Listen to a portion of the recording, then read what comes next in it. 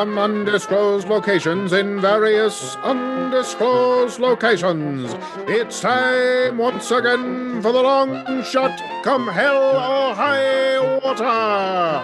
Tonight's episode, we found each other at Jumbo's Clown Room. And now, please welcome the host of the long shot, Sean Conroy.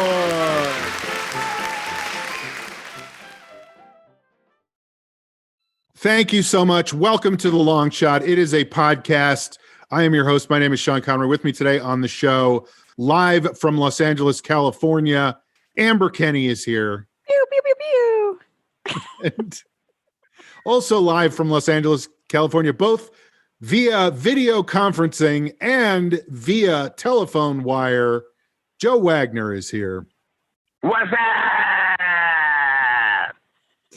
We had some difficulties, but we seem to have partially solved them in terms of internet capacity, and so we'll see if we can continue. Now, of course, what I just realized. Do you guys remember? Do you remember the "What's Up"? That was on a phone. That's why I thought that would be a good, because I'm on the phone. They that cut was, from remember phone all those to phone guys? to phone. Yes. Yes. They would call, "What's up? What's up? What's up?" And then eventually it would just be Right. Is that like making a comeback? Because my cousin's kid on a call the other day just kept typing "What's up" in the chat over and over again and laughing. I think I've been bringing it back, Amber, for children all around the country. It's like retro. Yeah, I'm on it. So we have 46 days of this current presidential administration left. Wow. We're in the middle of a COVID crisis. We have not even reached peak Thanksgiving COVID yet. Right. We have Congress members tweeting out that what is Anthony Fauci going to do next? Cancel Christmas? So people are very much not on board with making any changes in any scheduling right now. And thanks to that, we are continuing to slog through weekly episodes of The Long Shot without taking any extra precautions except for being thousands of miles away from each other on a regular basis. Well, we are being the safest we can be about our podcast. And by the way, in LA, podcasts are an exception to the stay-at-home orders. You're allowed to go out if you are doing a podcast or if you are a guest Listening on to a podcast. Listening to a podcast. and some people, they say some people are just walking out with earphones in. Yeah. Some people are just walking out with earphones in to look like they're on podcast. Right. They have to check. They're like, is that downloaded? I was actually thinking today, where do you think on the list podcasters are for vaccinations? Do you think they're close to the beginning of the list or later on? I would hope later on. Not that, but because we can do it via Zoom. Like we're not doctors. We're not. I don't know. Right. I agree with Amber. Doctors, nurses, and then podcasters. Yes. But close. Later, as far as later on, 3. I would argue, Joe, that you're being extra careful because it's like you're social distancing your audio and your video even, you know? Not even connecting those two. Yeah.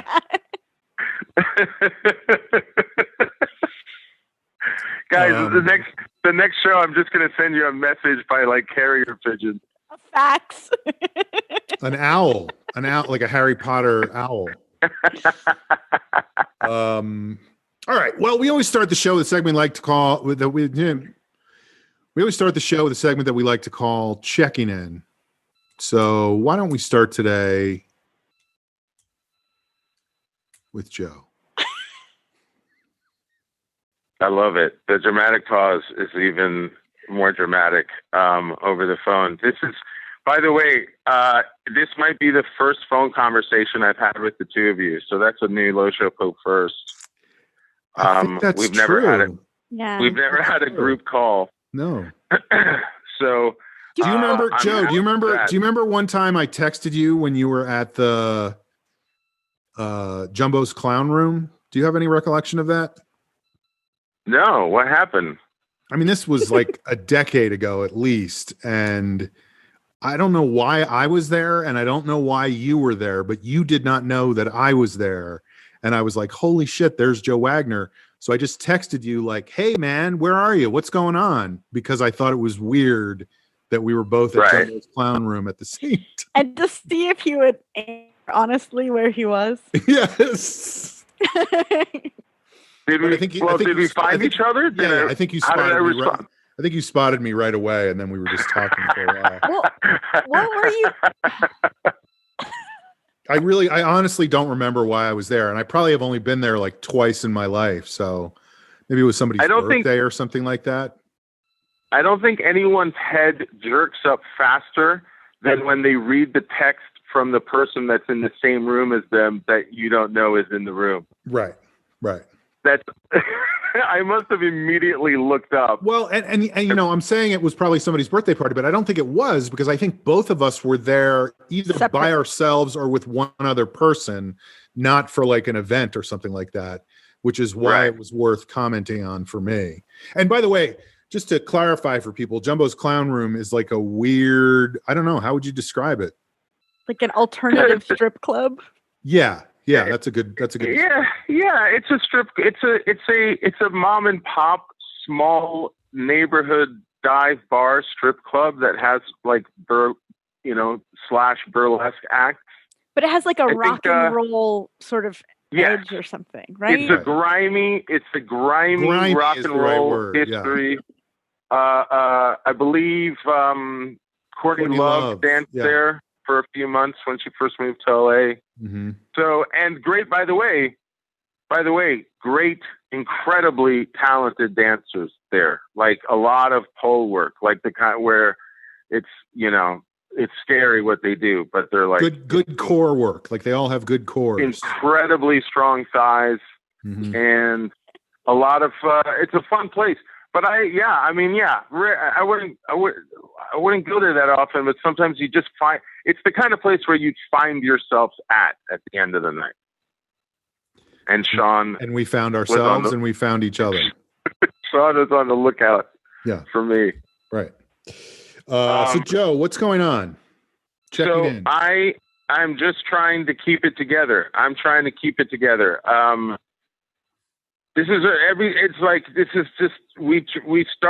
We tried starting to record this podcast and it wasn't working. It's like, I feel like I'm just trying to take everything that's happening and just not lose it. And I'm doing all these little things that, like, these little fuck ups. Like, I went out the other day to buy some stuff, just stuff that I needed. And I forgot like two things that I needed, which was bar soap and detergent, like dishwashing liquid. And so, but I'm still, do you guys still wash your grocery items? Like, do you still? No.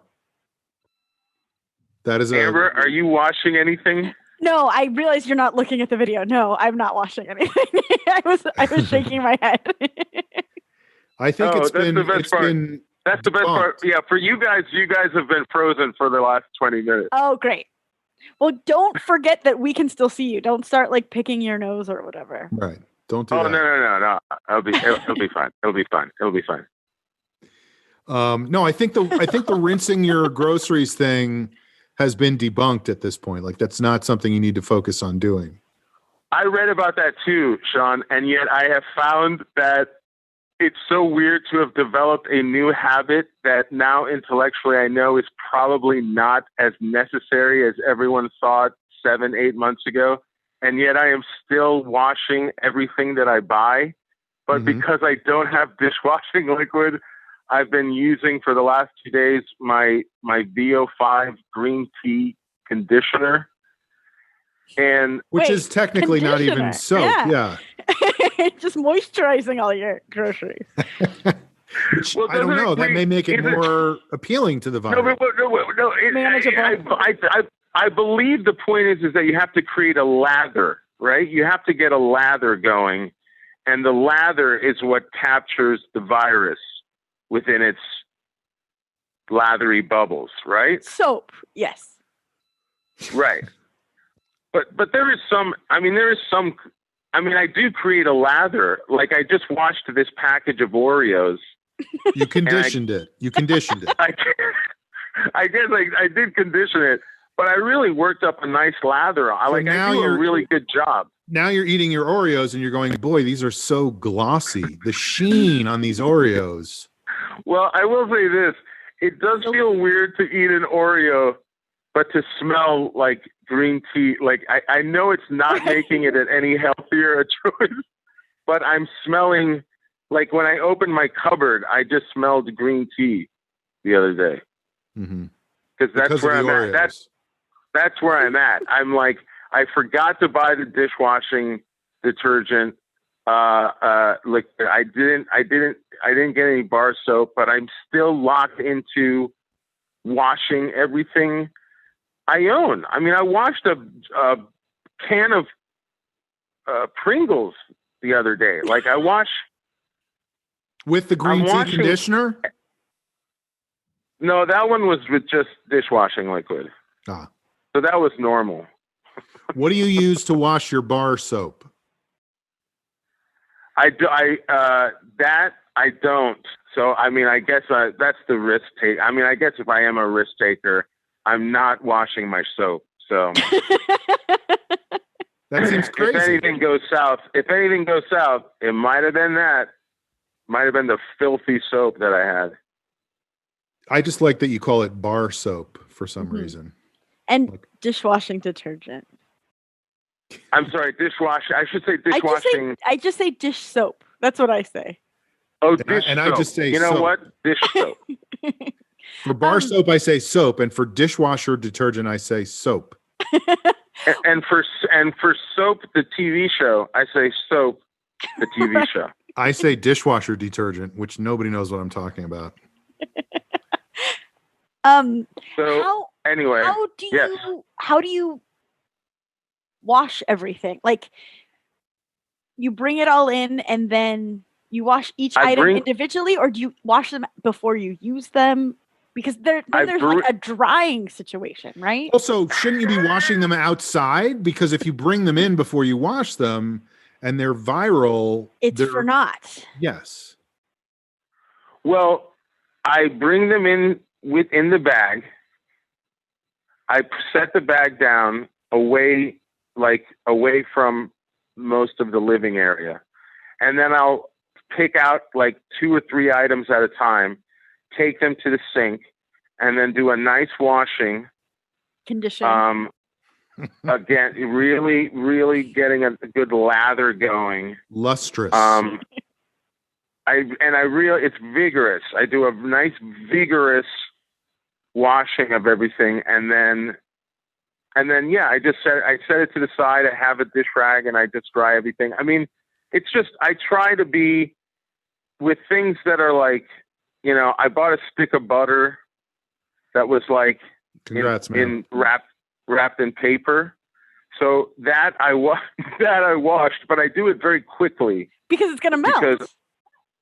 Because I'm like, well, I know this paper, like it's paper, but I know if I do it quickly, I can just at least give it a little bit of a scrub. You know, I mean, so you don't take the paper off and wash the paper and then wash the stick of butter. You just wash the outside of the paper. I wash the outside. I mean, you can't be too careful, but I think you can be too careful. No. I mean, that's not, I know that what I'm doing is not, people aren't doing that anymore, right? I don't think no one is. No. Certainly not with conditioner. It is interesting. Like, my best friend, her husband is sort of a germaphobe. And he was saying that this pandemic has just made everyone see the world the way he always has.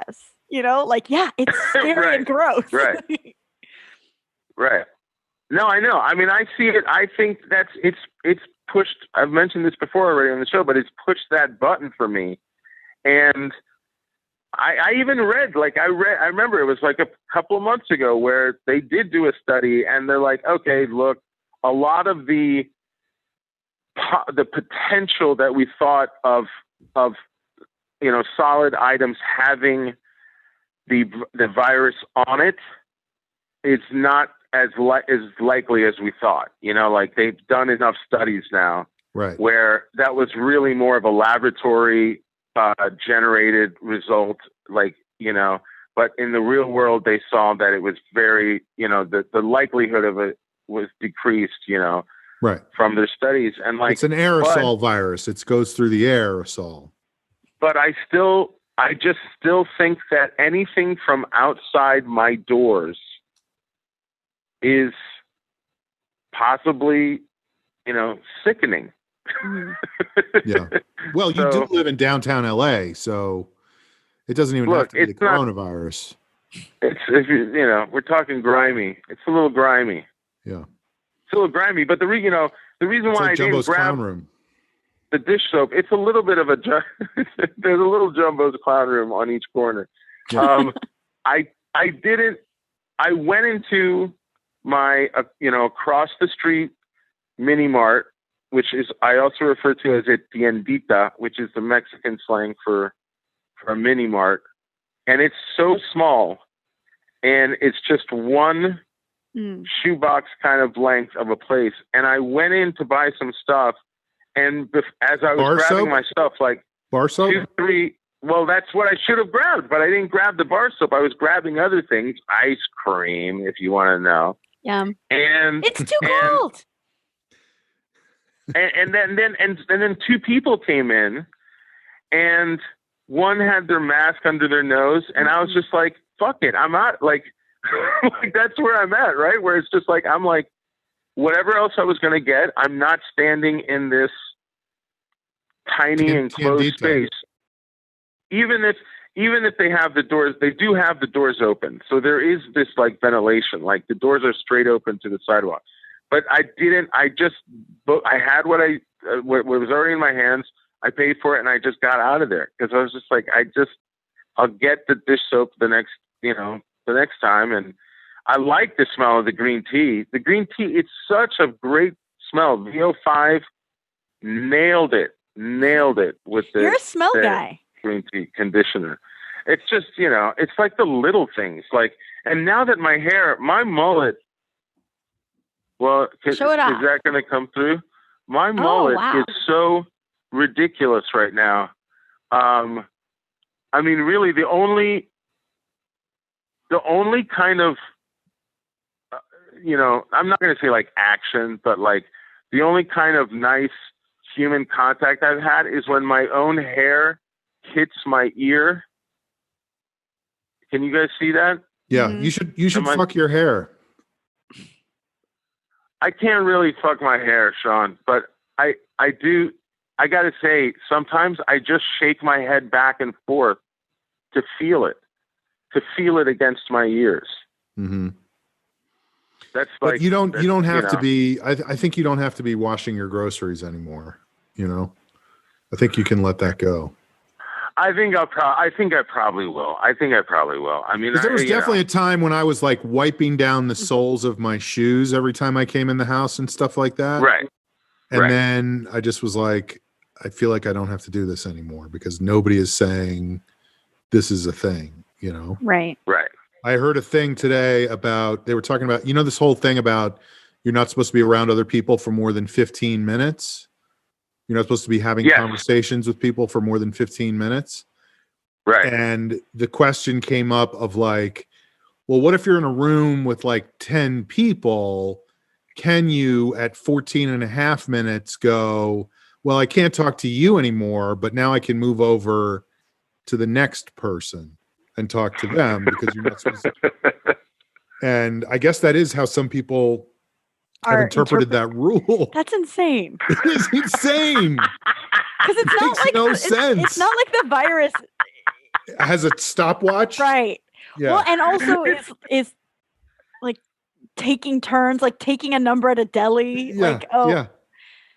Yeah, they were talking about a school where they had the kids move every 14 minutes because as long as they moved to sit next to somebody different every 14 minutes, and the person who was talking about it was like, that's not bullshit. We need another word that's even worse than bullshit because but asinine to think that, It's like the TSA and it's like duck and cover in school. Like it's just stuff to make people feel better, right? Even though it's insanely dangerous what they're doing. Right. It's the pageantry of safety, sort of. Mm-hmm. This is like if someone went to go see that animated movie Osmosis Jones and thought that's the way germs actually work. Like it's not like a cartoon virus germ that's waiting right there. Right. Yeah, that's like just 7 feet away from your face, but it's like 14 minutes, 52 seconds. Like shucks, next time. Whoa! I got to get out of here. That was the virus flying. I thought we were gonna get him. Yeah. We lost another, foiled again. Oh man. I think that's true, but I also think part of the problem, and I don't even know if this is a problem or I just think it overcomplicates things, but it's like the 15-minute rule or the 6-foot rule that you're supposed to be 6 feet away from people. Those are not rules. They're just like, there's a million variables in every situation. And this is a way to dumb it down to people. So you say you can't be around other people for longer than 15 minutes because what you could say is, don't be around other people. Well, that too. But I'm saying you could say like, well, if everybody's wearing masks, the time goes up. And if there's ventilation, you can stay for longer. But if there's no ventilation, and if the room is bigger, there's just a million different things that make a difference. And unfortunately, that's not the way human brains work. We just want to be told what the answer is. So people go, just don't stay for more than 15 minutes, Right. And that's like a total oversimplification of the 6 feet and even the masks and the 15-minute, like those are all just guidelines to be safer.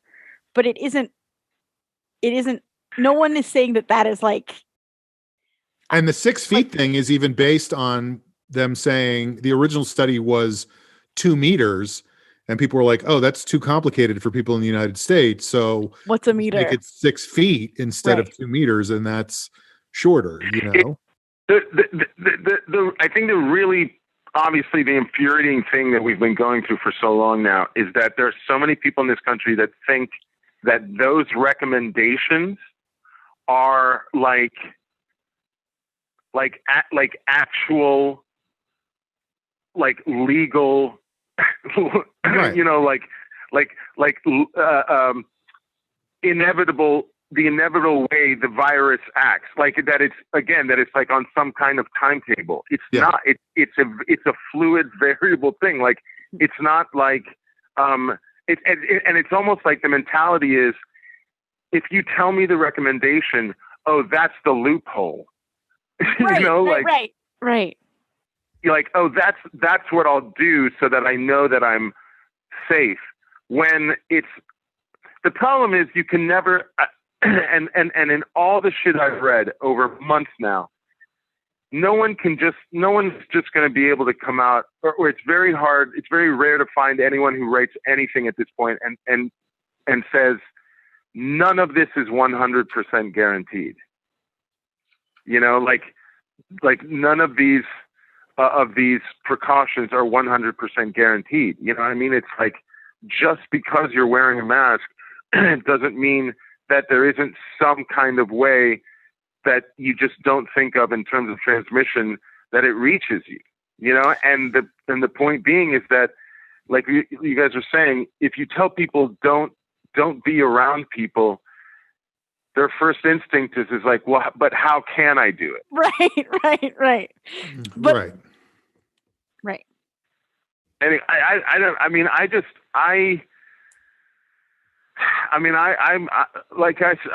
was saying to you guys just before we started recording, like I'm I'm just happy to see the three of you, even though the two of you are frozen for me right now. What do we look like? Yeah. What are our facial expressions? Amber, you are smiling. You are serious. You're slightly pursed lips, slightly pursed. You are looking at something. Oh, you just changed. Your lips are no longer that pursed, but now you have a melancholy look on your face, and you're looking down slightly. Oh, and wow. Sean, this is perfect, Sean. Smiling? Smiling? You are staring right at me, and you are staring the Sean Conroy daggers of podcasting. It is, you are drilling holes into my head with your gaze. It's slightly looking down, the head slightly tilted forward. Mm-hmm. And Amber, you look, you know what, Amber? You look like, what's the movie of the recent movie with the two lesbian women that's like Unrequited Love? Blue is the warmest color. The what's that? The what? Blue is the warmest color. Isn't that one, or is that not the one you're thinking of? It was like a period. It's like a period film that just came out. Portrait of a woman on. Yes. Portrait of a lady on fire. On fire. Portrait of a lady on fire. You have the exact look of an actress that would be in that. That's how. Like it's too bad they already made the movie. Yeah. Also, that love was hella requited. It was very. Oh, right. Oh, okay. Requited. Oh, sorry. Yes. I'm sorry. I totally got that wrong. Yes. Hella requited. I always get requited and unrequited confused, which is distressing. I thought it was that. I forgot that the other woman was like, yes, very. They were into it. It went both ways. Yeah. You know what? It's just that every time I see one of those movies, it seems like all the trailer shots are like it can't happen. And then I sometimes think, oh, it's because one of them is not reciprocating, but it's because not that it's the time. Yeah. Right. Plus, one of them caught on fire, and then then they painted it. Had a portrait of her painted. Yeah. You got to be doing something in a portrait, you know? You don't want to just be sitting there. So if you're on fire, it's much more interesting. Didn't go well. You got to paint fast, though. So you're just hanging in there, Joe. Grimly. I'm doing what I can. I would say, to wrap up, the thing that's kind of, I feel like anybody, you know, anybody going through this, you have to find something to kind of carry you through, right? Something to kind of focus on that is not the rest of the world, and right, an anchor, a lighthouse. And I think for like a lot of our something, anything, whatever it is, a pastime, anything. A steering wheel, a mainsail, a top mast. For my package of Oreos that smells like green tea. For a lot of people right now, as far as like creatives, I know a lot of us are trying to think of just at least something to think of creatively. So I've actually been, for the last month, I've been working on an idea. Like I had an idea come to me. It doesn't happen often, but I started to see this like whole TV show in my head, and that's awesome. I thought, yeah, I was like, oh, it could not have arrived at a better time, because right now it's like the one thing that during the day I'm like, no matter how much I think of it, whether it's 2 minutes or if I spend 8 hours researching or watching stuff to inspire me, like I'm just trying to do some little bit of work on it each day, just anything, to have something to look kind of forward to. Right. I mean, it's so funny to think how it's more of a pipe dream than ever before, as long as I've lived in LA, almost 30 years. But it's a great feeling when I'm like, I think of the idea and I think I would totally watch this show. Like, I think this is a sellable idea. I think it's a great setting and environment. And I'm starting to think of characters. But now, of course, about 4 weeks into it, I'm hitting that wall where I'm like, it just seems like, Sean, you just wrote a pilot, but I'm at that place where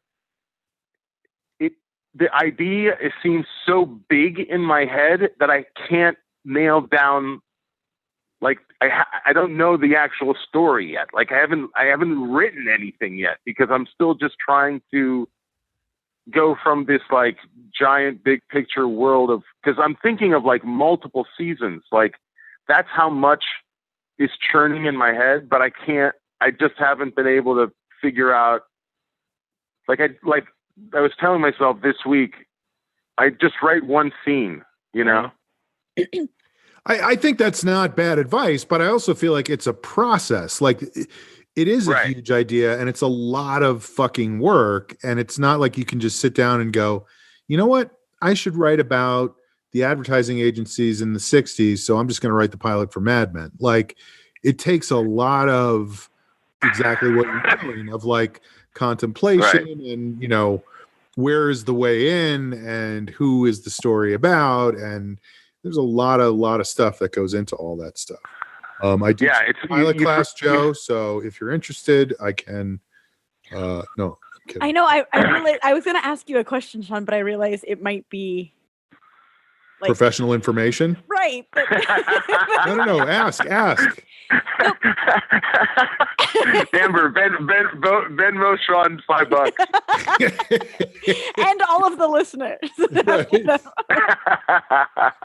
No, but like, I guess maybe it depends on the project and it depends on the writer, but do you recommend like an outline first or developing the characters first, or?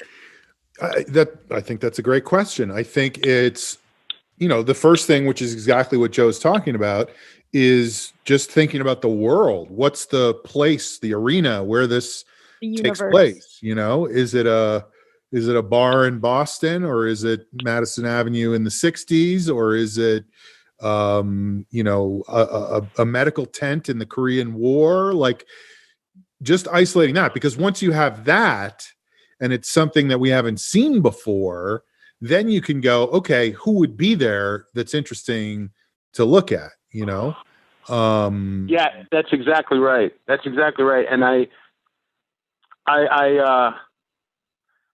started to think of the world because it's basically, what I could say is that it's based. Just be careful, Joe, because sometimes when you let the air out of the balloon, but go ahead. Well, I'm just going to put it generally and say it's set in Hollywood. In the 2010s. It's set in Hollywood starting in the late 70s, and then the reason why I was thinking of multiple seasons was because I was thinking of the show moving into the 80s and into the 90s, and there's a show that I started rewatching to help me just kind of keep things bubbling in my head, which is called Halt and Catch Fire. I don't know if either of you guys have heard of it. I've heard good things, but I haven't seen it. It's a really good show, and it was on AMC. It was done after Mad Men, and people unfortunately kind of wrote it off in its first season as a Mad Men ripoff, because it's about the people who started the PC computer competition to take down IBM, all these new companies. And so it's about like tech people going through a decade of technological waves and changes and trying to write it and get and think of the big new thing. And it goes through if you're thinking about starting it in the 70s, there is a show called That 70s Show, which might be worth revisiting. Well, I'll tell you this much. I actually thought I Hate the 80s is another show about the 80s. I specifically thought of Sean at one point because what I would want the show to have is a great period, feel. And Sean and I watched a couple episodes of The Deuce. Yeah. Which was very much what you're talking about, where it started in 78 and went all the way through the 90s. Right. And it was seasons. Like how porn was changing. It was kind of a little bit of that Boogie Nights. Boogie Nights is a movie I've been thinking about too. So it's like I have all this swirling in my head, but like you said, it's a process, and it takes, like, for some people, like, I would love to be the kind of writer that just sat down and started writing, but I'm not. And I've just it's pretty great to be that kind of writer, I will say. I've been coming to accept that my process is, it just takes a little longer. I just have to really kind of immerse myself, and then let it start to come out. But I'm excited by it. And I've talked to an old friend from college about it, who I knew would get it, and he loved the idea. And so, like, we've just been going back and forth every few days, and it's just that lifeline. It's just that one lifeline of, like, just something that I can think of, that anything that has a shred of ambition, it's not, it may feel ridiculous, and hope. It may feel ridiculous in the showbiz way that we all know, but right now it actually feels essential, no matter what, you know? Can I just give you 2 pieces of advice? I would.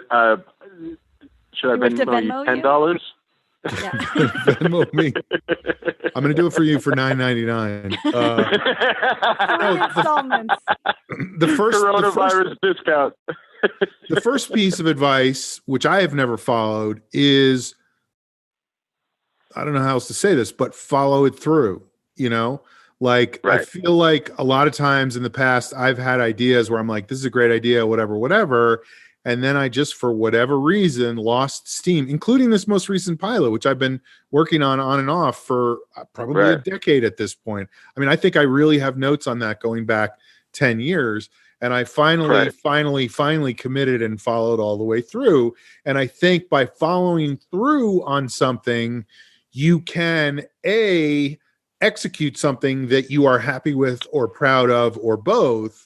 And even if that doesn't happen, you can know that you satisfied what you set out to do and feel good about that, and then take what you have learned from that experience to move on to the next thing. Because what's happened to me, because what's happened to me is I'm so into boating today. Sailboats, no less. But, you know, I go back and look at stuff I wrote, because I have, I think, probably 11 unfinished pilots sitting around, and I go back and look at them and I'm like, this is fucking good. Why did I stop on this? You know?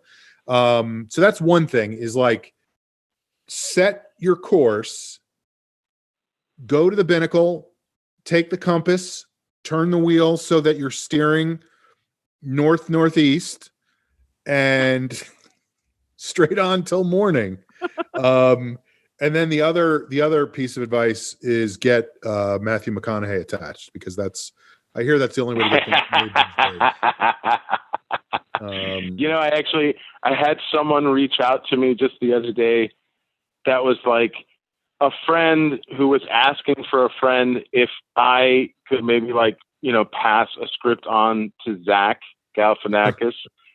And I haven't had to do this much, but I just had to explain, like, he and I text maybe once or twice a year.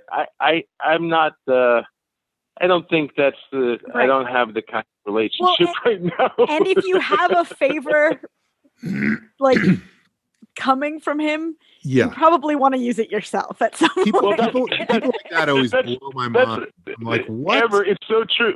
It's so true, because that's like what I didn't write back to this guy, and he was totally understanding, and he was like, because he was the intermediary, because he was like, I have a friend who's written this script and it's great, and he has, you know, Zach on his wish list. Do you think there's any chance?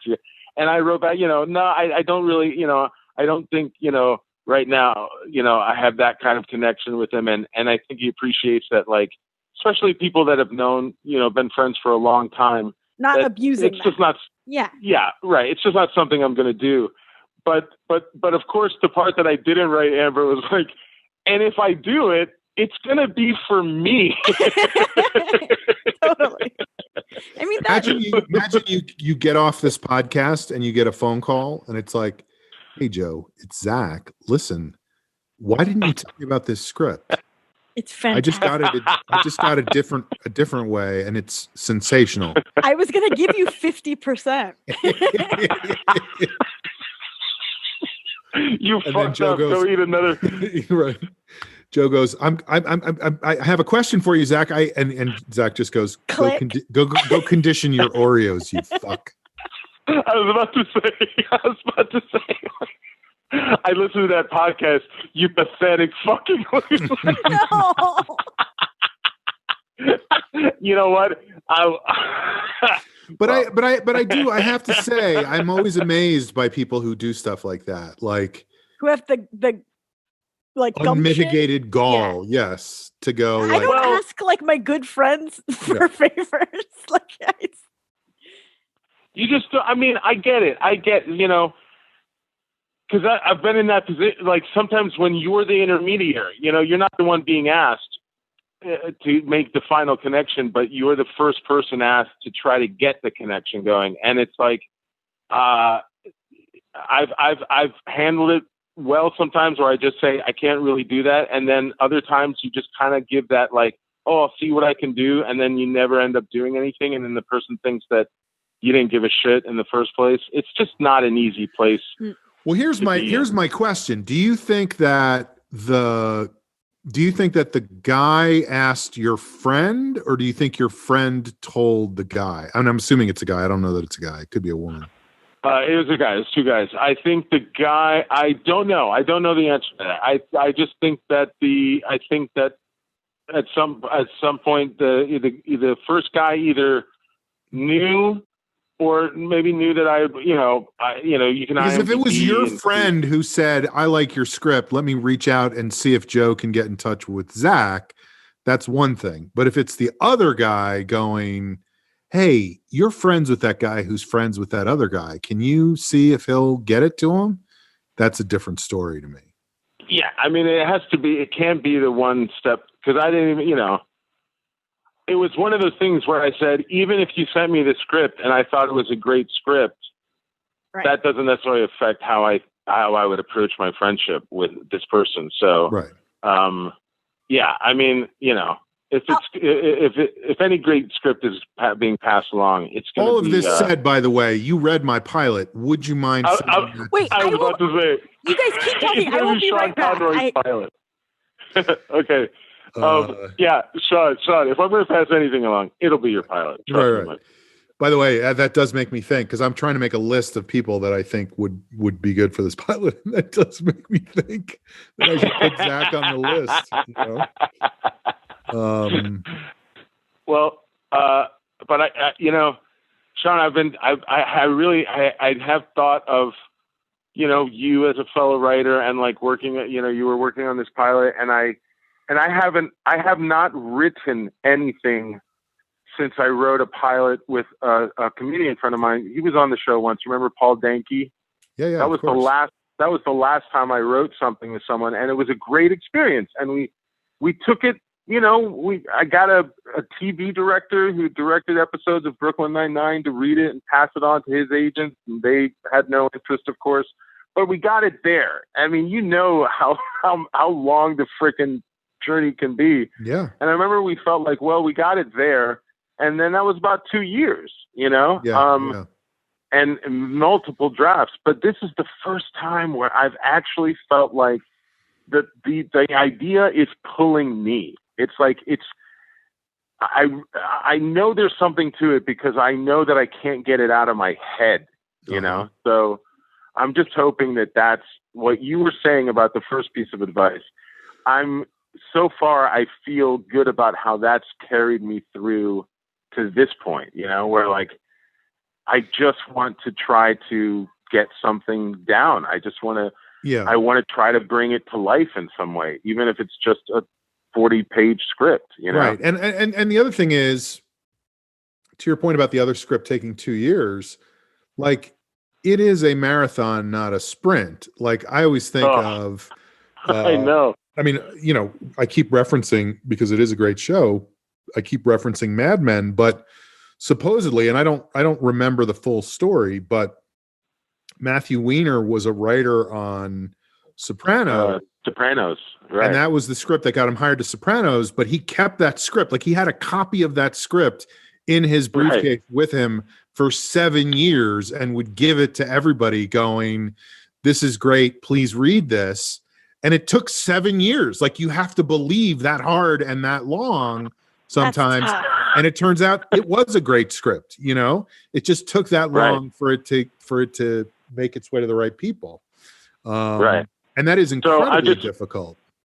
I just want to say to all the listeners and all the viewers now that we have, hang in there for 7 years, and then my checking in will be that I sold it. To Zach. For $5 on Venmo. Amber checking in. Yeah. It's really funny. The beginning of this show call Zoom is very reminiscent. Yesterday I think I've talked about it before on the podcast, where I've been a mentor for young storytellers, and I've also been an actor for young storytellers. You have talked about that, yeah. It's an organization where you work with, in this case, 5th graders, and you help them develop and write a script, and then real actors come in and perform it. We're in the age of COVID and lockdown. Right. It's all now done via Zoom. And a friend of mine from an old sketch team said that they were looking for actors. So I volunteered, and it was actually really fun because in this show, from our sketch team, there's 4 of us. One of them was one of the mentors, the writing mentors, and then 3 of us were actors. But oh my god, like the technical issues involved. I have renewed respect and admiration for teachers. Like I always did. Teachers are amazing, and in lockdown and doing things virtually, I can't even imagine. But to see it firsthand, it was 25 minutes because we all had to jump on a Zoom so that the person running the show the moderator could kind of give us a rundown of how it's going to go, and rules and all that stuff. And then from there we had to jump into a separate room, which was the show, and we had to join via a special link so that we would be known as like participants rather than audience. Right. So they could see you instead of you just watching the whole thing. Right. But I know the difference between participants and audience. I'm just pointing that out. It was like 25 minutes of just getting everyone, including the kids, on the first call. And then when we had to go to that second one, forget it. We lost all of them. By the time they were done, it was old storytellers. No, it was like, I was doing it on my lunch break because I was like, sure, it's an hour and I don't have to drive, like there's no commute involved. So like, it's very easy for me to take an hour and perform on this show. And I was like looking at my phone at the time, and I'm like, oh my, I like have to go back to work eventually. This is crazy. I'm the boss. Don't you get it? I need to be there. And I felt bad for the kids. It's just like everything we're saying. In the time of COVID, everything's worse. Turns out everything is not better. And because when I've done those young storyteller shows in the past, again, both as a mentor and as an actor, it's this incredible experience because this kid not only gets to see their work come to life in a way that outside of their imagination, like really performed, which is incredible when you're a grown-up. So I can only imagine what it's 100%, like as a kid, But also, it would be an assembly, so the whole school would be watching, and they walk the red carpet, and they're really like treated like a celebrity, and they have drug problems. Right, yes, they go to rehab. Yes. They've got lip fillers. But it's like this big celebration, and it's so exciting that they accomplished this thing. And on this Zoom call, I mean, apparently there were 90 people, but it's like you never saw any of them. You never saw anyone. We would do the and that's the other thing. When we would perform live, the kids would be cracking up, like slapping their knees, or like, wow, and like it's just dead silence. Mm-hmm. It doesn't have the same magic. I'm not gonna lie to you. It's so messed up. It's so messed up because it goes to the core of what is validating from performing. Right. It's because that immediate response from the audience is go on. Like I worked a few months ago. Like I was trying to make a little side cash by like reading scripts, giving notes, helping people with their pilots, whatever they were writing.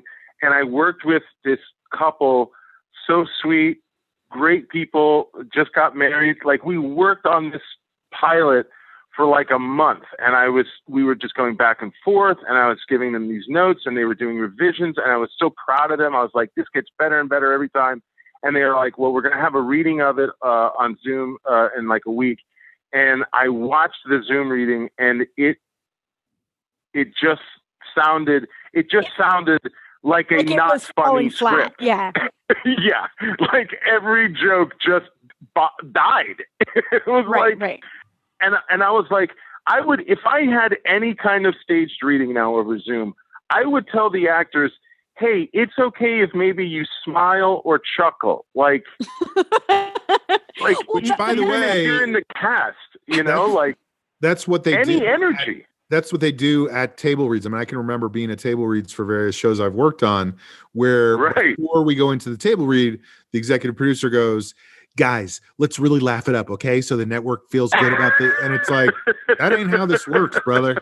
Well, if anything, we were told to do the opposite on this show yesterday because they're like, be as quiet as possible, because if you make even a laughter or a sound effect, because it's Zoom, you can only get the sound from one person at a time. Mm-hmm. Now you're stopping the audio of the person who's actually performing in that moment. Like, right.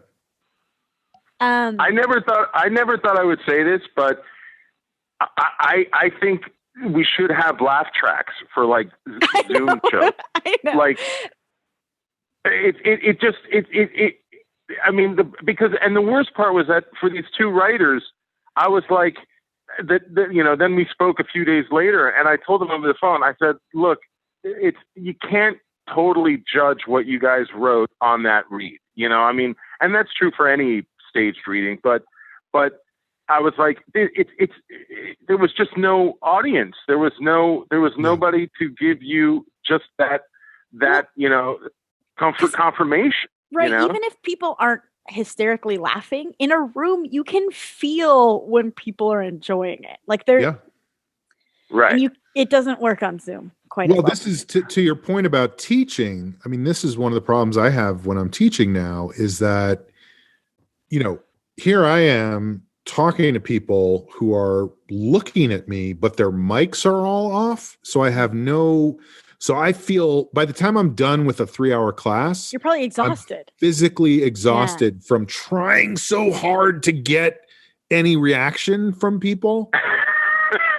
And it's a losing battle, because, and I know people are doing like stand-up shows on Zoom, and I just can't imagine how, I mean, people must have figured out ways to make it work, but for me, I'm just like, I have no interest in that because I think stand-up is a dying art. So, Hey, Sean, what if you just pulled up like a fart soundboard when you do your classes, and you just start dropping in farts like through? I mean, anything. Anything. I did do a stand-up show for young storytellers, like a benefit back in like January. And I emailed them and said, I would be interested in working with you guys. And literally the day I was going to go in, the night before, I was sitting there. It was like March 12th. And I was sitting. Oh my God. Like, should I cancel on these people? Because I feel like this is not good. And finally I was like, I can't do this. Like, I don't feel comfortable with everything that's going on. So I emailed them and said, I'm sorry to say this, but I'm going to back out because of all the stuff that's going on. And literally the next morning at 8:00 in the morning, the organization emailed everybody and said, nobody's coming in anymore. We're not going to do. So I was like, if only I had held out for another 12 hours. They would have canceled on me instead of me canceling on them. Well, the other thing about this Young Storyteller show is because of all of the technical difficulties, and the guy running it, you could tell was just having a not great day, because like half the people are saying, oh, hey, the audience link you gave me isn't taking me to the right place. And then the kids can't get into the participation link. So he's just on the phone, like sweating buckets, and then being like, this is going to be fun, kids. Like I felt bad for the guy, but because of all of that tech, like I said, the timetable was a little bit off. So we live in a 1-bedroom apartment. So we had planned that hour that I'm doing the show, Jeff was going to go for a walk. Well, he was back from the walk while the show was going on. And I set up here just because it was easy, not at my desk, so that it was a more neutral background, very neutral. But it is a foot, 2 feet away from the desk he works at. and he's at his desk working. And I'm like, then the red ninja goes to the ice cave. And he's just like, what is happening? It was like, and then I'm stressed out and I have to get back to work. And it became oddly stressful when I thought I was going to do this like fun, casual Friday thing. But I don't regret it. It was fun. It was great to see the people I know. Again, I wish that I got to see how the kids because also part of it was that is fun for the live shows is watching the kids watch the show. Mm-hmm. And you couldn't do that. You could only see the other actors. So, and like, who knows if those kids were even watching, Right. They could be playing video games. Yeah. It's like if you did a kids theater show, but in like 4 different theaters, and you had to keep moving from theater to theater, and like you lose kids along the way. You're like, no, come in here now, in here, and then shut the door, and then some kids are left outside. It's like that's the technical equivalent. I was gonna say, the show. Joe, you're freezing up. I'm sorry. You're freezing. No, sorry. I lost it. Go ahead. There was something about the kids. Was it about Zach?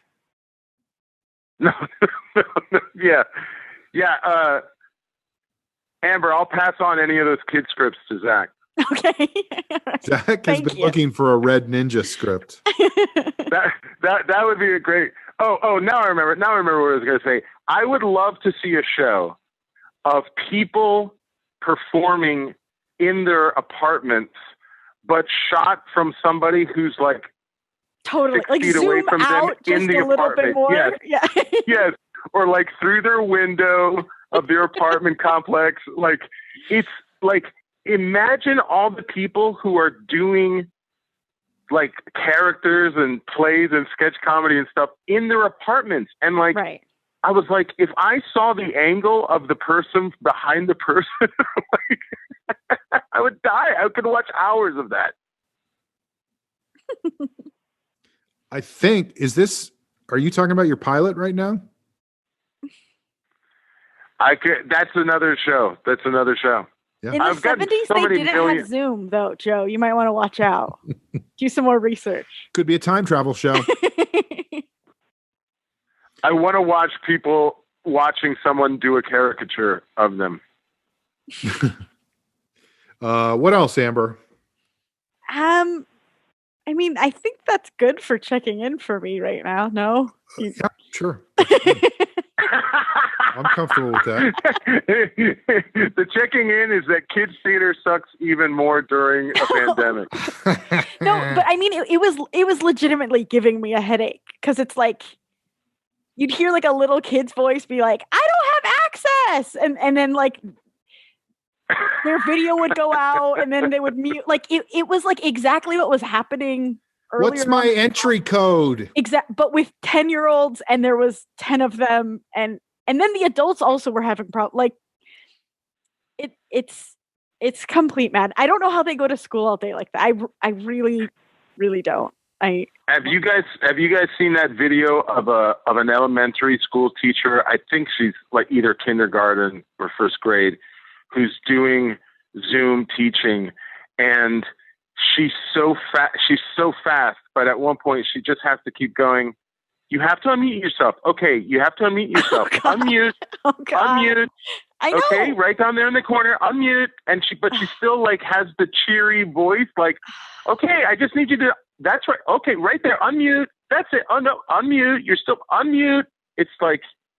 I was talking to somebody at work the other day, and they were saying their mom teaches a Zoom pre-kindergarten class. And I'm like, what is that? That's just like why bother? Like, what are we doing? And why would you even do that to your kid? Like, what? It's what like are you putting thinking? a puppy in front of your computer. Like, what are they going to do? I did after Get them hooked on screens. Get them hooked on screens. After I got scared off by the young storytellers, they were like, but we're going to do it on Zoom so you can come to the shows or whatever. And I went like twice because I knew some of the people in the shows. I knew the actors and stuff. It was not a rewarding experience. It was like, this is not the same at all as what I was signing up for, to watch people I knew do children. Like, I can watch an episode of *Halt and Catch Fire* and get more out of it. By the way, this episode is dedicated to all the young playwrights that decided to quit the business. I also love that. Just the idea. I know that it's the COVID and the Zoom of it all, but out of context, hearing Sean be like, "This children's theater is not that good." That's not what I said. I said the experience was not what I signed up for.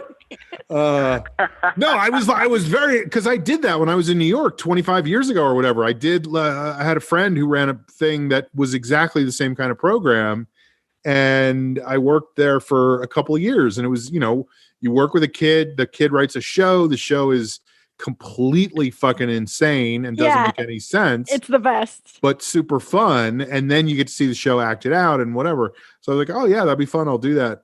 But to sit there and watch, I can't even say any names because it would sound like I was denigrating them, but it was people I know who you would know too, to sit there and watch them do this kid's performance. I was like, I'm not volunteering for anything right now. And it's a performance just like here. Right. There's no full body. Yeah. Well, that's the thing. If Jeff didn't know Amber and they were just roommates, it would be like, oh, my roommate has lost their mind. Right. Totally. If you just see a person in their home doing stuff like that, like why? Like, I mean, even if you knew about Zoom, it's like why are they yelling at their computer? Right. And putting on different funny hats. I had a lot of hats. Well, hats is just a shortcut to an entire costume when you're only acting from. Well, that's what I figured. Why bother with anything else? It's like, oh, she's got a chef's hat on. We get what she's wearing below that. You know? Get that. Oh, look, she's got a sombrero. Now we know that she probably has a guitar around her neck. You know, Sean, that's just good writing.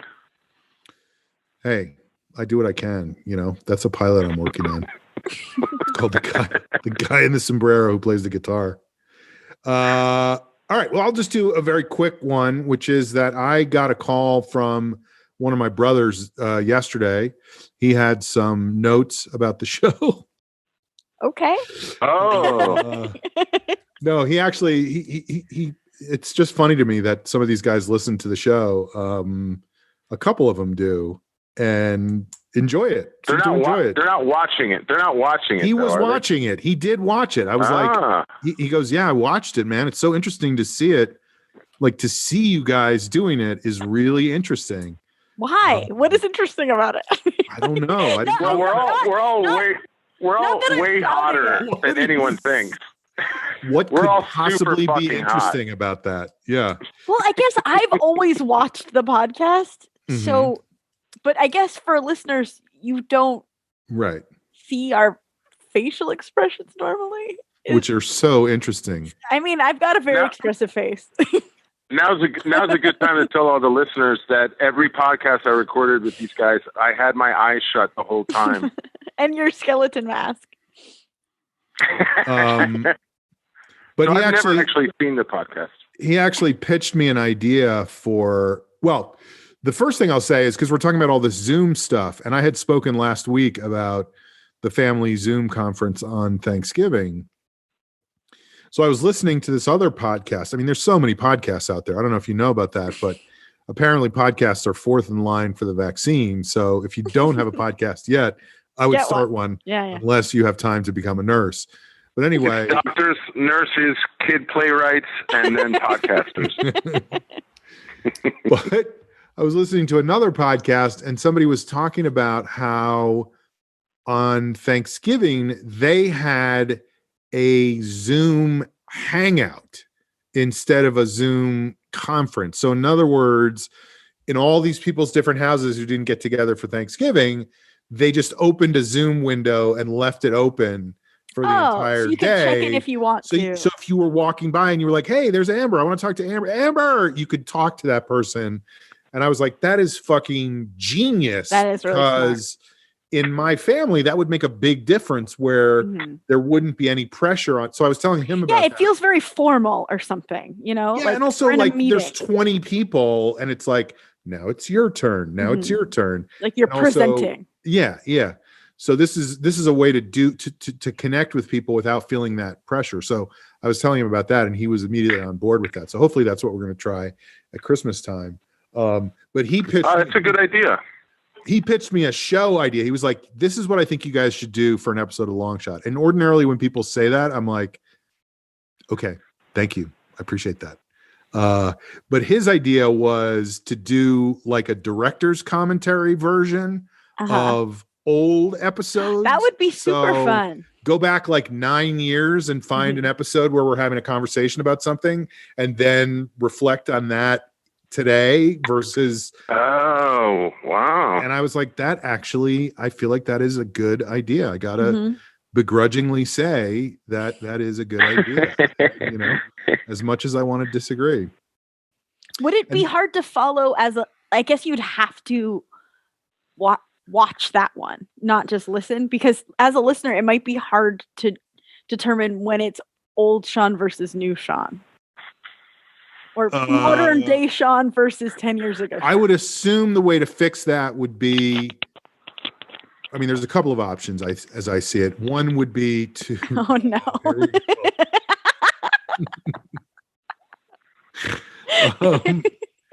One way to fix that. Just you futzing with your fucking phone. And us being like, uh-oh, here we go. One way to fix that would be that we could sit here.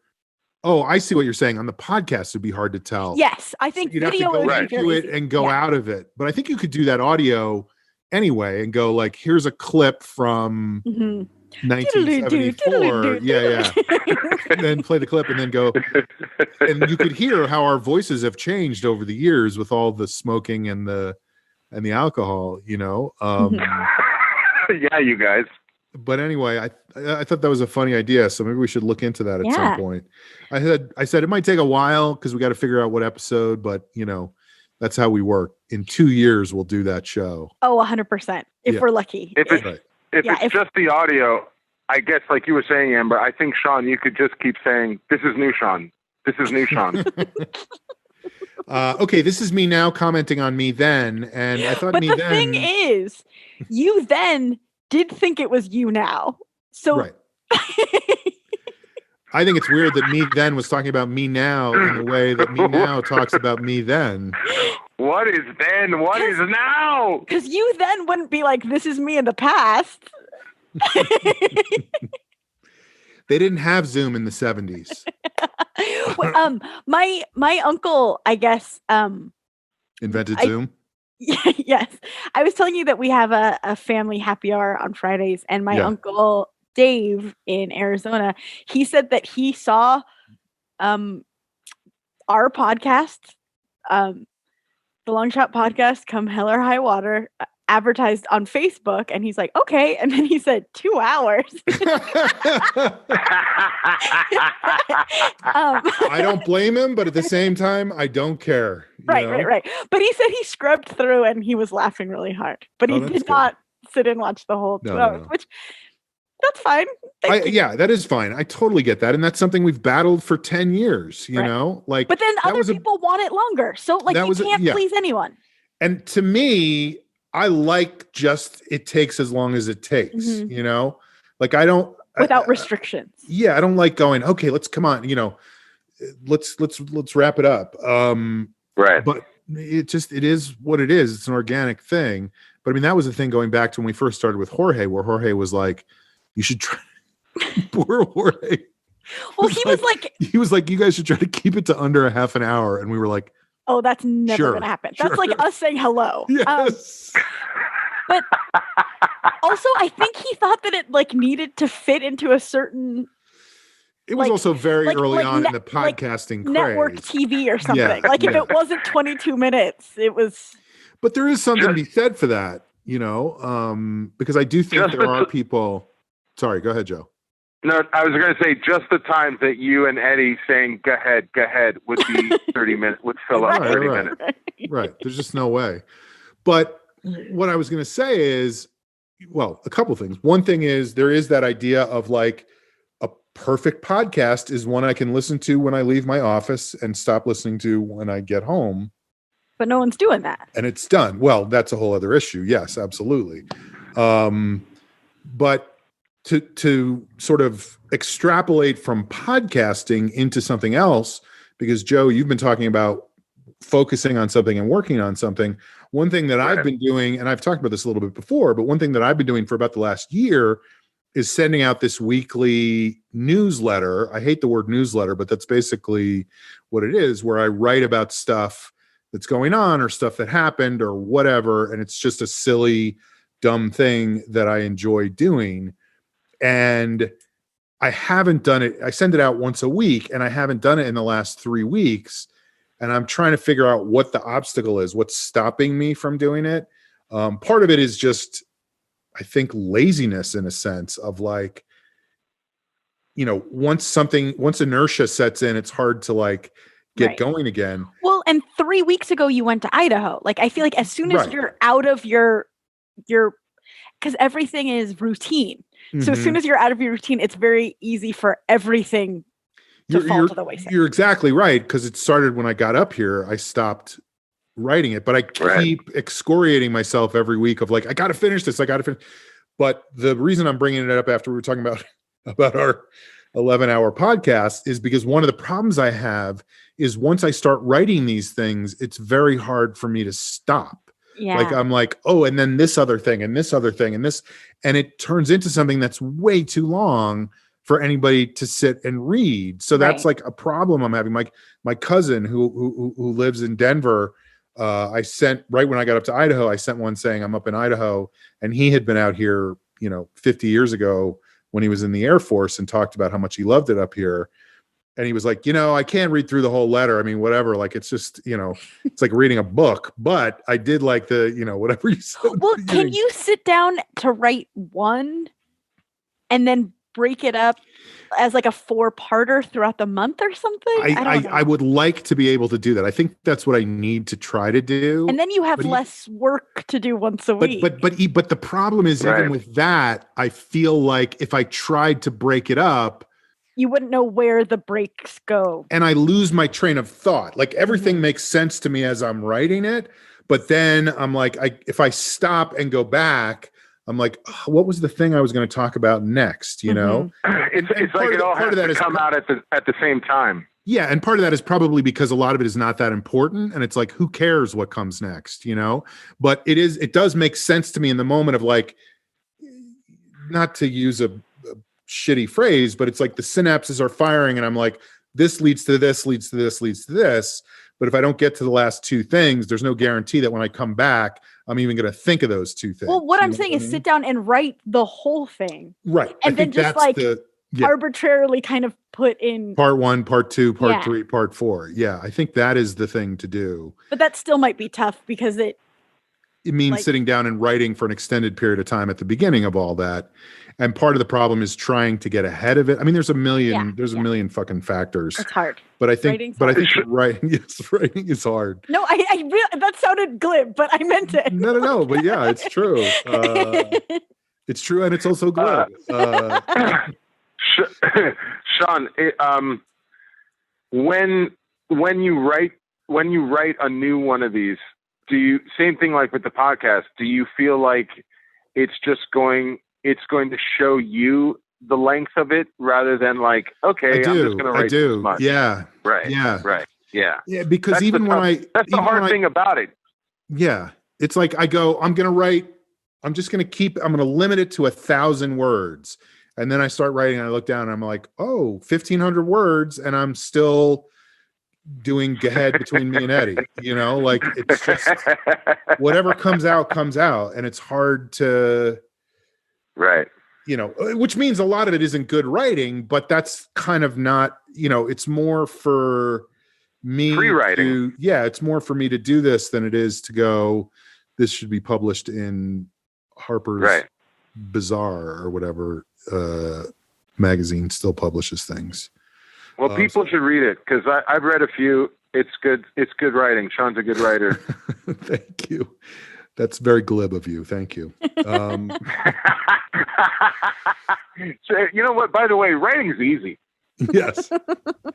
But the other thing that my brother was calling, which I thought was hilarious and very kind of him, was I had talked about my root canal or several root canals on a previous episode.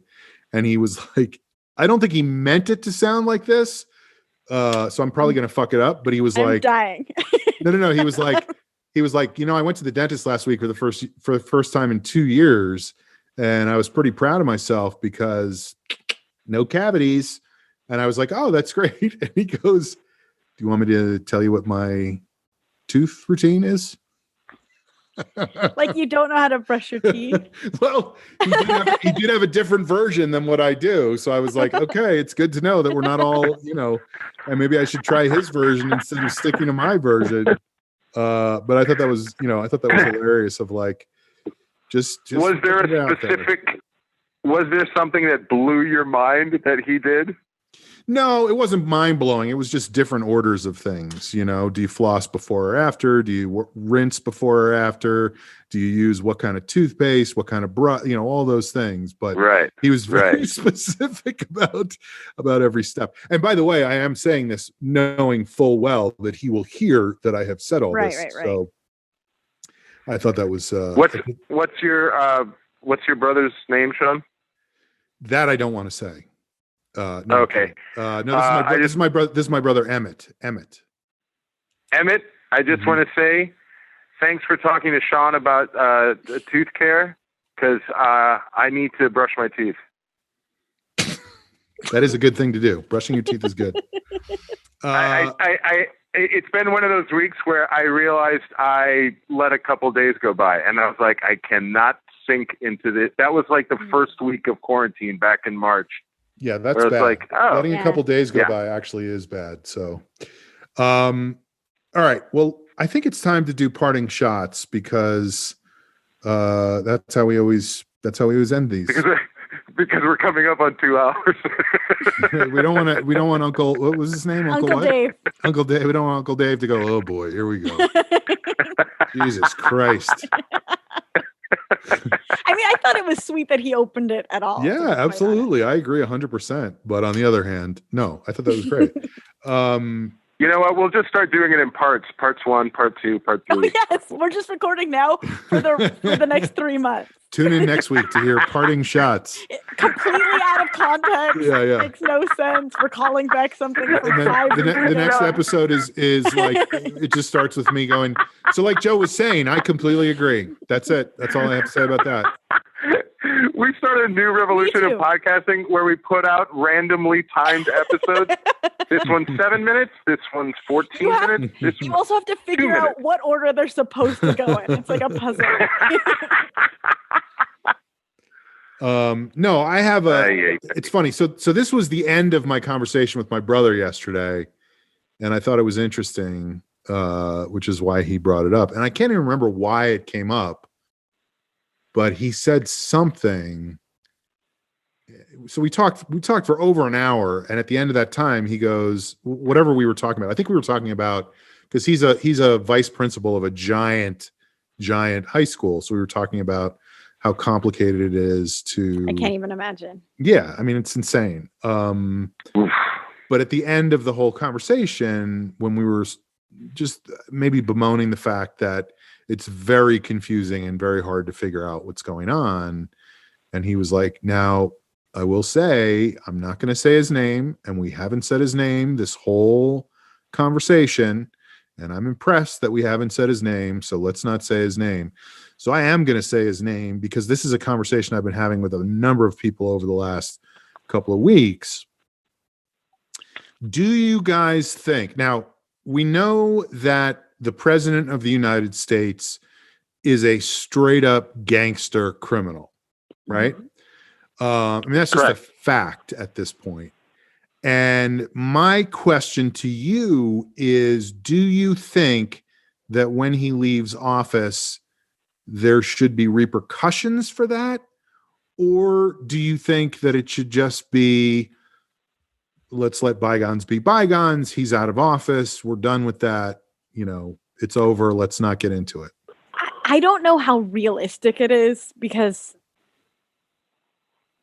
the way the world works, and it's not fair and it's not just. Uh-huh. But I think there should be repercussions because I feel like he will just come back, or his kids, or copycats, mm-hmm. and this can just happen again in a more dangerous way, because they'll see like, oh, if I'm just not so overt, I could do X, Y, and Z and not tweet about it all day. I don't know. Right.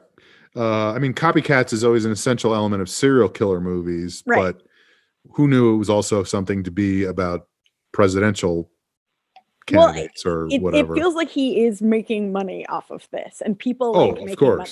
Yeah, so. Yeah. Well, the thing I would say with that particular person whose name we will not say. No, it's okay to say it. It's the subject. I'm not going to say it. I don't feel like saying it. It's like Voldemort. It is like Voldemort, but I'm not going to say it because I like that. I've noticed, like, actually Stephen Colbert does not say his name now, which I think is interesting. Mm-hmm. Because I think I don't like that you said Stephen Colbert's name, but okay. Of saying it. But like Amber was saying, we know how the real world works. Mostly, if this were one person, if this were one case, some kind of infraction, one thing, that it's probably just going to go away, from whatever legal maneuvering. But I don't think there's been anybody in that administration that has done so much criminal activity, both absolutely out in the open in front of people, and I'm sure behind closed doors. And it's like, if this isn't the case to go after in every way, I don't know what is. I mean, right. And I was going to say, I mean, Sean, you have a relative, right, or somebody that that works in the SDNY, not the SDNY, the Southern District. Oh, no, but Manhattan, Manhattan District Attorney's Office. Different brother. I just think about how all the people that are working on these cases. I can't imagine that there's not so many of them that are just like this is their job. You know, this is what they studied to do, to take down someone who so flagrantly violates the law breaks the law, you know? Yeah. Right. The dedication of those people, if it's, you know, you're asking us, it's not up to us, but thank God it's up to them. Well, that's the fucked up thing. Job, this podcast is going to determine whether or not. Yeah. Well, no. I agree with you on the one hand, but the argument that I'm getting back, and that I in some ways I agree with the argument. I agree with there's many good arguments on both sides, on many sides, every side. There's good people on both sides. Yeah. Is that, you know, if let's say the Attorney General or the Department of Justice or whatever chooses to prosecute he who shall not be named after he leaves office, that will just continue to widen the already giant rifts in the voting public in the United States. Like, it will make the MAGA heads more convinced that they are trying to get him, you know, like that he's a victim. There's proof. Yeah. Right. And, you know, so it'll make things worse. I mean, things are already so bad.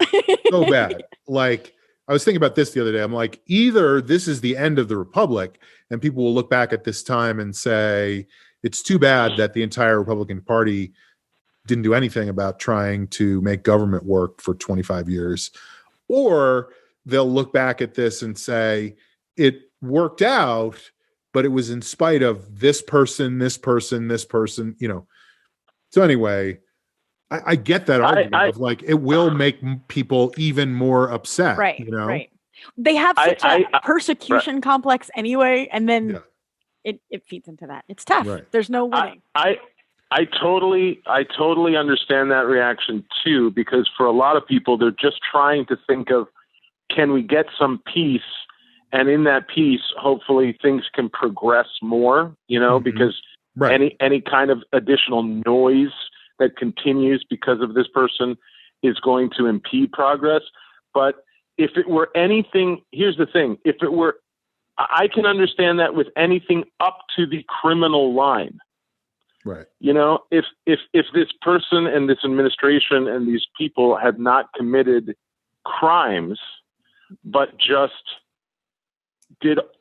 were just all the other stuff that nobody likes.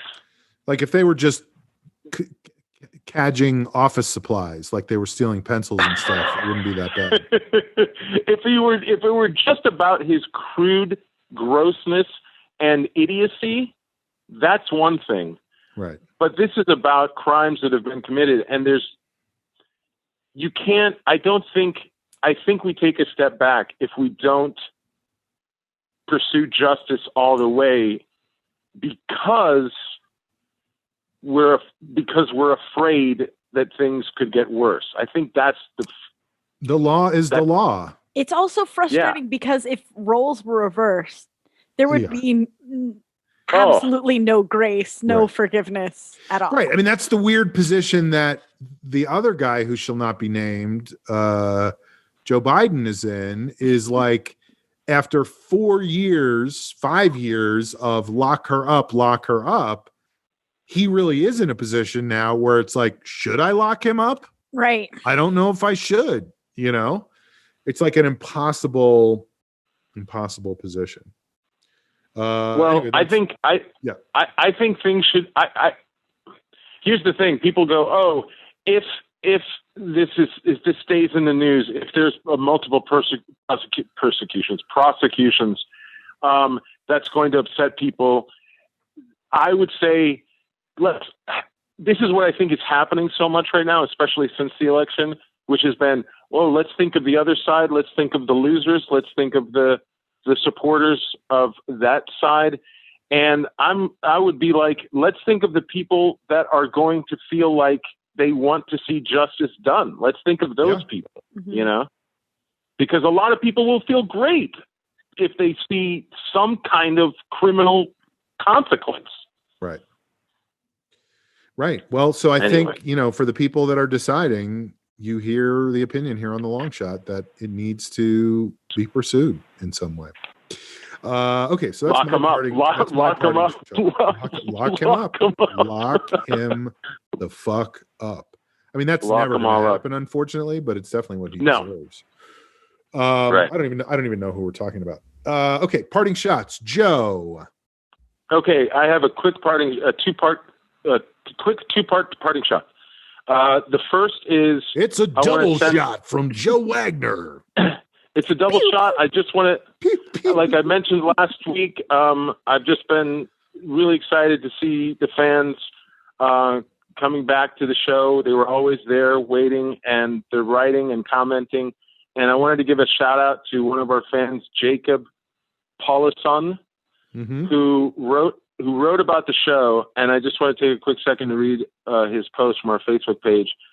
He was talking about, somebody had brought up, like, what have you done, since the podcast went away, as far as listening to other podcasts or that kind of thing. And he was talking about, he had listened to other podcasts, but he says, and I quote, "But I missed the LoShoPo's specific vibe.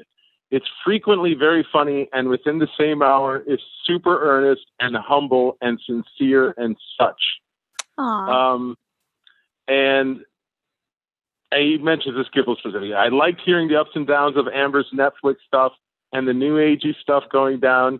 Joe's drink choices being verbalized in a funny way. Joe's Circle K saga, Sean's trips to Starbucks, and career high highs, stuff like that." Have I had any career high highs? I don't know if that was a joke. Yeah.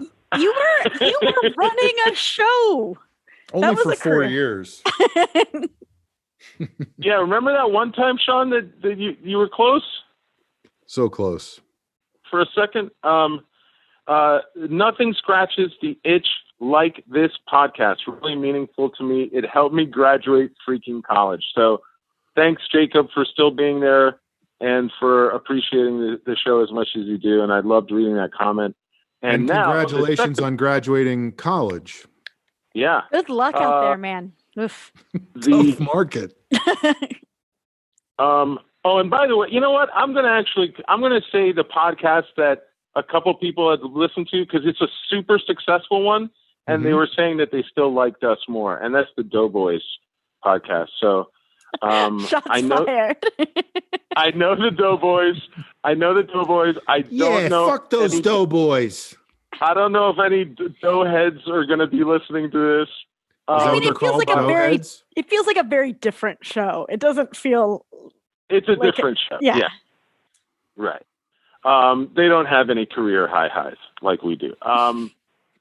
And then so now I have to share my screen.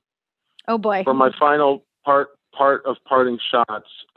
Share screen so I can do that, right? Okay. Had tech issues. I'm nervous. I know, I'm nervous too. Okay. Can you guys see? Yes. Can you guys see that? Oh, is that the cat lady? Yes, she does have a cat face. She has. Is that not insane? That's a cat. That is a cat on a woman's neck. What is that? I think it's just a shadow thing. Like, I think it's just a trick of the light. It is a shadow thing. I mean, Thank you, Sean. It is a shadow. Obviously, Sean. I don't think that's an actual cat. Good job, Sean. Yeah. No, because I'm looking at it and I'm like, there's no way a cat could be walking around in a lady outfit like that. Unless it's a cartoon. I think at this point you guys would agree that does look like a cat, right? I didn't know what to picture when you described it earlier. I'm going to be honest, but you described it perfectly.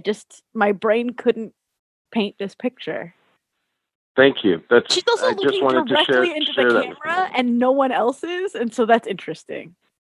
No, I know that this person was captured on film 100 years ago. That actually makes me think it might be a cat, because cats are hyper aware of what's going on around them. I like that you're on the fence if it's a cat or not. I don't think it's a cat. I think it's shadows, but because she's looking into the camera, it feels like it does look like a cat. It does look like a cat. By the way, we now live in a time where this podcast could be like, it could be one of those things that someone would retweet and be like, cats lived among us 100 years ago. The LoShoPo proves it. Here's the photo. Cut to Uncle Dave just going, Jesus fucking Christ, it's not a cat. Okay? Why are they stuck on the cat? Why are they stuck on the cat for 5 minutes? I scrolled through.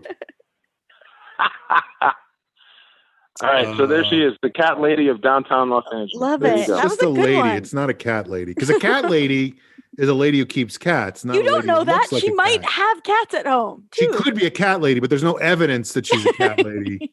There's evidence that she's a cat and evidence that she's a lady. It's just which of that evidence weighs heavier. The walking cat of downtown Los Angeles.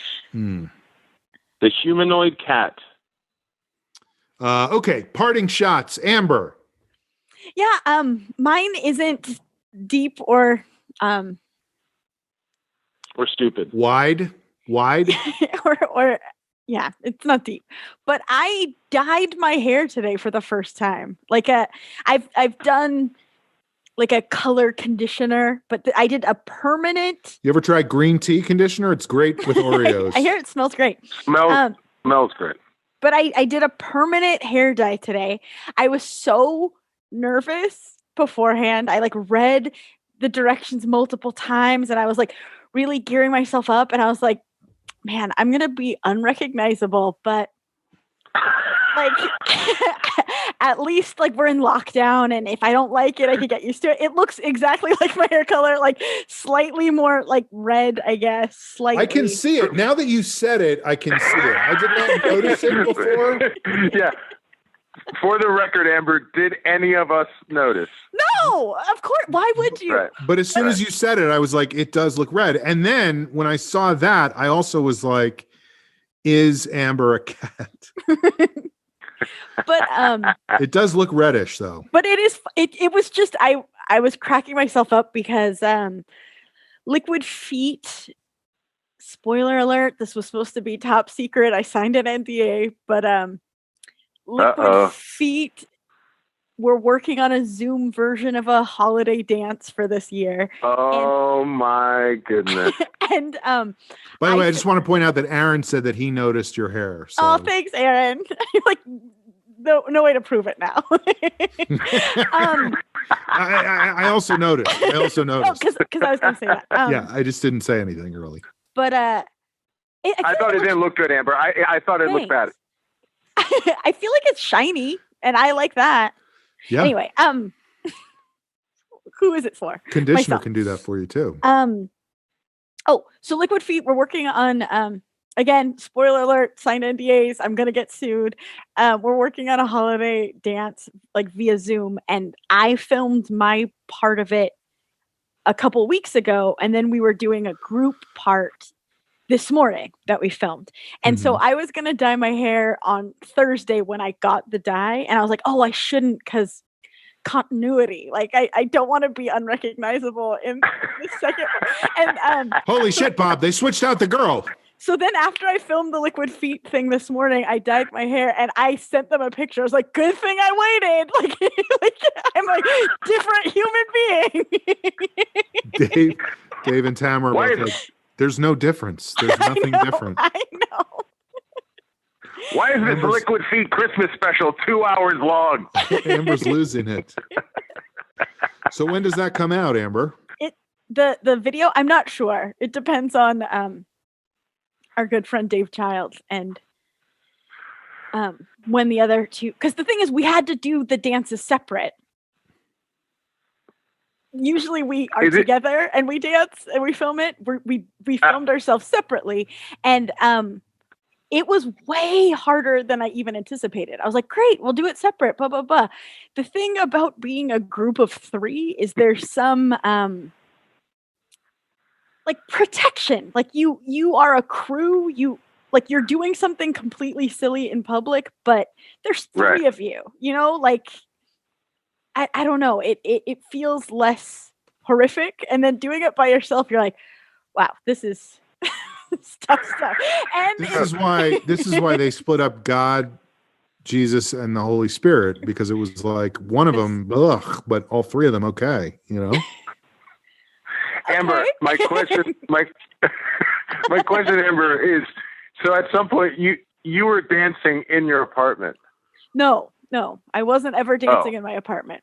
I'm not going to say anything more than that. But Jumbo's Clown Room. But I mean, even like technically, like I'm filming it on my phone. Like, okay, now how do I play the music that I'm dancing to? Like it was all a lot. And then I would set it up and I'd be like, I hope I'm still in focus. And Dave was like, you're not in focus for a lot of it, but it's okay. And I was like, yeah, there's nothing I could do. Like, that's funny. Do you ever watch those? TikTok videos where they like lip sync things? And hell yeah, yeah. It was I'm always always like, how the fuck? 2 months of quarantine. How the fuck do they do that? You know? And then there's one where they have like people. I can't even explain it, but it's like synced to the music that people are hopping along, like din, din, din, din, din. Yeah. Din, din, din. And I would say maybe half of them are actually on the music and the rest are completely off because of exactly what you're talking about, which is like, if you're filming yourself, how do you... It's impossible. Well, and there was a couple, again, spoilers, that I was trying to like cross the frame and I thought I was, but then when I watched it back, I was like going diagonal. So... But whatever. Amber, can we do that again? Please hit your But mark. there was no one to tell me that. Try to hit your mark, please, Amber. Amber, is it true the name of the show is eyeline? Is the name of the show Liquid Feet Come Hell or High Water? Yes. It's not a show. It's just a dance. It's just one song. Oh, it's one dance. One dance. So we have that to look forward to. Yeah. It's our Christmas card to the world. You heard it here first, folks. Here on The Long Shot. And by the way, we haven't even talked about the fact that Jamie has now missed his second week in a row. Poor Jamie's been busy. Whirlwind. Yeah. A whirlwind. Hopefully he'll be here next week. All right. This has been The Long Shot. Wow, we're really wrapping it up without me bullying us into wrapping it up. We're actually, I think I'm actually that much more conscious of the time that we talk now. Because of Uncle Dave. Because of Uncle Dave. Uncle Dave, thank you for listening. Thank you for watching. Great notes. That's the show. We'll see you next time on The Long Shot. Bye, everybody. Bye.